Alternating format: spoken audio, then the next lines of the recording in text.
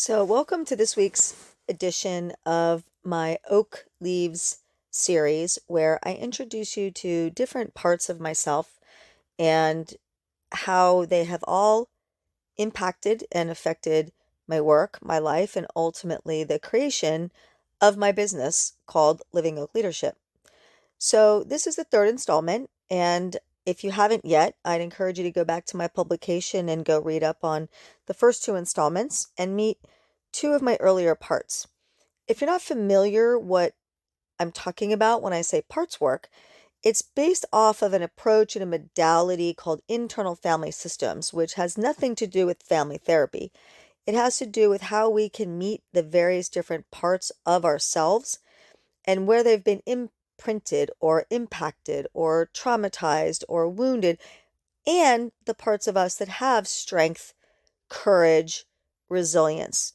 All of them are like different leaves on different branches of a tree, and they all impact who we are and how we operate in the world. So that's the foundation of this series. So this week's edition is I'm going to introduce you to who I call my Snowbird. So the title of this article is My Snowbird, the boy who protected me and taught me about grief. So there is this part of me I call Snowbird. She's 8 years old. Picture this. She has wind-chapped cheeks, snow pants, boots soaked through from hours outside. The kind of kid who only came inside when the sun disappeared. Snowbird lived in a world that felt wide and alive. I grew up in rural northwest New Jersey in the late 1970s and the early 1980s. So yes, I am dating myself.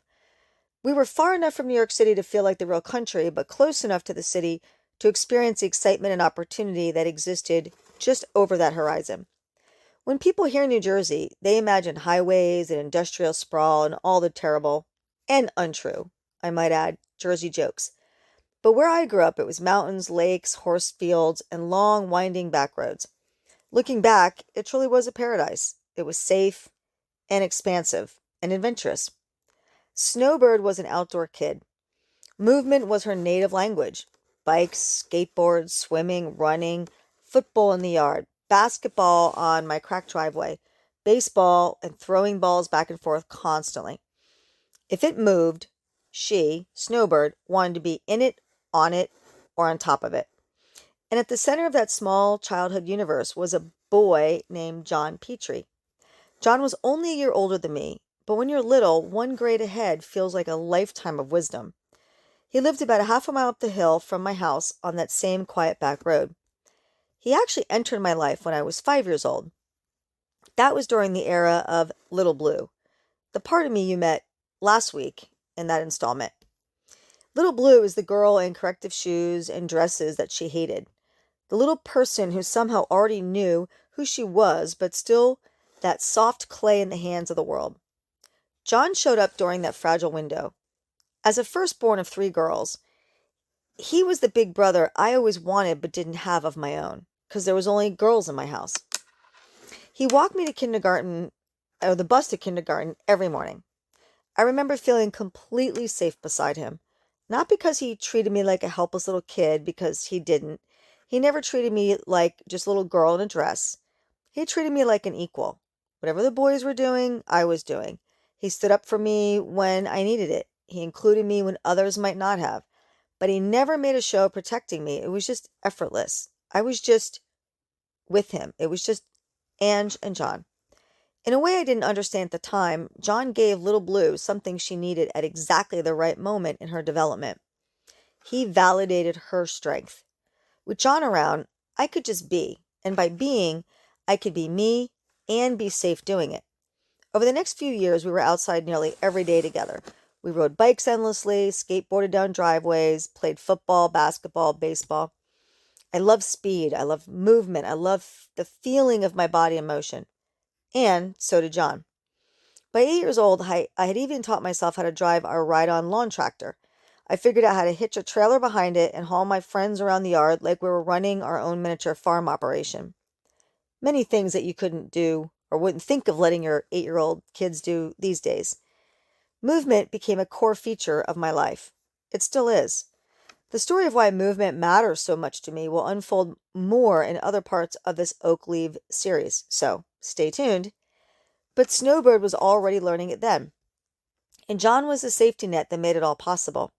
He gave me the freedom to expand, to explore, to grow into a strange and wonderful childhood identity that was a little confusing, but completely natural at the same time. I sometimes wondered if I wanted to be John and always possess that masculine energy type confidence, or simply always be just under his wing. But really, it was neither. It was simply a young girl discovering that strength and girlhood could live in the same body and be validated for it. John made that feel normal. He was only a year older, but looking back, I believe he really was a divinely planted angel in my life. Life with John was easy, natural. And then one winter day, everything changed. A huge snowstorm had come through. The hill on our back road was perfect for sledding, and we spent the entire day flying down it on sleds, laughing, crashing into snowbanks, climbing back up, doing it all over again. Eventually, John's parents called him home for dinner. He left, promising me that he'd pick back up the next day. I remember feeling excited about tomorrow. More sledding, cross-country skiing, snowball fights, and one of our favorite childhood rituals, eating snow with maple syrup poured on it. Yes, we did that in the 70s before massive pollution, or maybe we were just hicks as we called ourselves. When John got home, his mom was cooking dinner, but he wasn't done playing. Because, as I said, John loved movement. He just wasn't done, and he loved it as much as I did. So he did what any adventurous boy would do. He snuck out of the house while dinner was cooking, grabbed his own sled to ride down the hill of his own driveway just one more time. The snowbanks on both sides of his driveway were huge. As he slid down, a car came up the back road at the exact same moment. There was no way the driver could have seen him. The snowbanks were too high. John was hit and killed instantly. His parents ran out of the house just as it happened. And even 50 years later, I can still feel the emotion of it. His father held him as he died. His older brother Chris, just 10 or 11 years older himself, witnessed almost the entire thing. I didn't see the accident, but I was only half a mile away, and I swear to this day I still feel it in the air. From that moment forward, I carried the echo of it. For years after, every time the Petrie family drove slowly past our house and would wave, I could feel their grief from the road. Even as a child, even before I understood what grief really was, that night is burned into my memory and in my body. I can still feel the energy of fear, uncertainty, loss, confusion. I was in my bedroom trying to fall asleep. My mother sat with me, trying to comfort me the best she could. I remember feeling grateful and safe she was there, but I also realized it was a different kind of safety now without John. But what I remember the most was the radio. 2 songs, and for some reason, I still can't explain to this day, these 2 songs played again and again and again that night on FM radio. Sorry for my younger readers, but go look up these songs. Trust me, they're real bangers. The first one was Come Sail Away by Styx. The second was Baby Come Back by Player. These 2 songs were somehow on repeat, and I wasn't using an old-fashioned cassette tape. It was just on the radio. To this day, when I hear those songs, they stop me in my tracks. When I hear them, I'm instantly transported back to that bedroom, back to that horrible night. And I hear, I'm sailing away, set an open course for the virgin sea, 'cause I've got to be free. Free to face the life that's ahead of me. On board I'm the captain, so climb aboard. We'll search for tomorrow on every shore. And I'll try, oh Lord, I'll try to carry on. I look to the sea, reflections in the waves spark my memory. Some happy, some sad. I think of childhood friends and the dreams we had. We live happily forever, so the story goes. But somehow we missed out on that pot of gold. But we'll try best that we can to carry on. A gathering of angels appeared above my head. They sang to me the song of hope, and this is what they said. They said, Come sail away, come sail away. I believed it was John talking to me, telling me why he had to leave. But then it was followed by, "Baby, come back." Any kind of fool could see there was something in everything about you. "Baby, come back. You can blame it all on me. I was wrong, and I just can't live without you." 8 years old, learning for the very first time what it means to lose someone and feel truly terrified. I just had no way of knowing the deepest imprint beyond the grief that this would have on my life unconsciously and for the rest of my life. I remember silently begging him not to leave, to do like the song said and just come back, and realizing slowly, painfully, that he was never coming back. In the years that followed, I think Snowbird carried something far bigger than she understood. John had been more than a playmate. He made Little Blue feel powerful and validated in her skin, at a time when things like corrective shoes and dresses I hated could have easily made a young girl feel small, bullied, and traumatized. When John died, that validation disappeared overnight. At 8 years old, I had no language for grief, no roadmap for loss, and life didn't pause long enough for me to learn. The world simply kept introducing new challenges, new fears, new adaptations. So Snowbird did what children often do. She kept moving, but not always in the way John and I enjoyed as kids. Snowbird kept moving by staying small and careful and learning to be the responsible one, to make sure she was always safe and never felt that pain or loss again. I hear those lyrics consciously and unconsciously over and over. Now at 8 years old, without my big brother, it meant I had to take on the world all by myself. And I've spent the last 50 years doing that until I started doing the inner parts work to reconnect with this wounded imprint and unburden and heal little Snowbird. Now at 56 years old, I can see something I could not see then.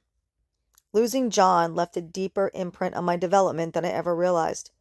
Without that early mirror reflecting back my strength, parts of me slowly began to stray away from Little Blue's self-leadership. Not because the strength disappeared, but because grief had nowhere to go. It took decades, and eventually the practice of parts work, what we call IFS work, for me to understand just how profoundly that loss shaped my inner landscape. And yet, there's another truth. John's story did not end with the accident. In many ways, it continues through the work I now do in the world, because Snowbird carried the memory, the love, the loss, the questions. I now know that deep grief means this thing and this person mattered. It has a legacy. And eventually that realization and that legacy led me to the inner exploration that has now become Living Oak Leadership. I still think about John almost every day. I miss him. I miss that feeling of protection and safety. But without that moment in the snow, without that first encounter with grief, I might never have gone searching inside myself for the answers that became this work. Sometimes the earliest fractures in our story become the very openings through which meaning enters. Now I provide self-leadership to myself that Little Blue first introduced me to, and John's presence in my life guided me to live by. Snowbird learned that lesson first. So this week, ask yourself, what part of me may be stuck, frozen, or is living in a way that doesn't honor who and what you're here to do? Want support in a supportive community for your own exploration? Click the link below and join us in my school community for Living Oak Leadership. See you there.